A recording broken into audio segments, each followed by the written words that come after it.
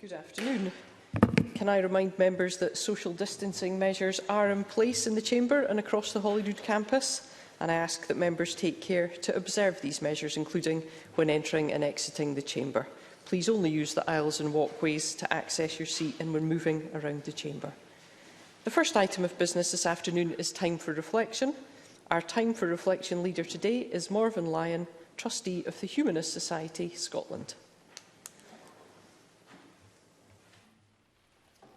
Presiding Officer, members of the Scottish Parliament, welcome back and thank you for the opportunity to speak to you today.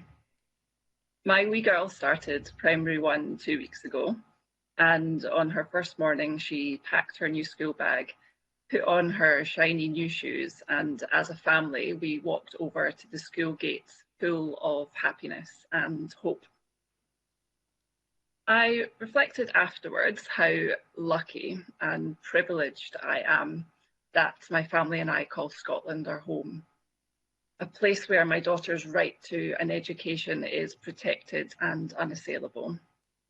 I didn't do anything special to earn these rights. I was born here and won the unjust human lottery of life.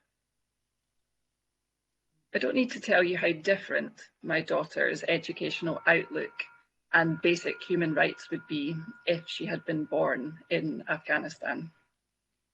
With so many recent reports of human rights violations and discrimination, it is clear that many people are suffering. I am a humanist and view these violations as a dire threat to the many fundamental values of the humanist movement: freedom of thought, speech and choice, the human rights of women, children and LGBTI+ people, and the very fundamentals of knowledge, rationality and human empathy. I would therefore like to reflect today on our global responsibility to offer a hand of support and friendship with those who did not win the human lottery. Scotland is often held up as a great example of a welcoming, fair and inclusive nation. We pride ourselves on our open arms and like to think that no matter where you were born, you will get a friendly and warm welcome if you decide to make Scotland your home.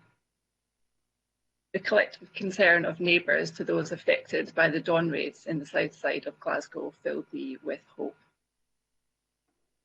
However, it would be naive of me to leave you with such a one-sided view. There are still many corners and communities in Scotland where lives are negatively affected by discrimination and a closed-minded attitude to those not lucky enough to be born here. We must not get complacent about the perception of Scotland as a tolerant and welcoming nation.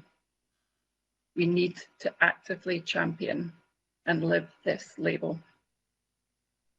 In the 70th anniversary year of the Refugee Convention, let it remind us that we all deserve to live a life of dignity, and the right to seek asylum is a fundamental human right. Thank you.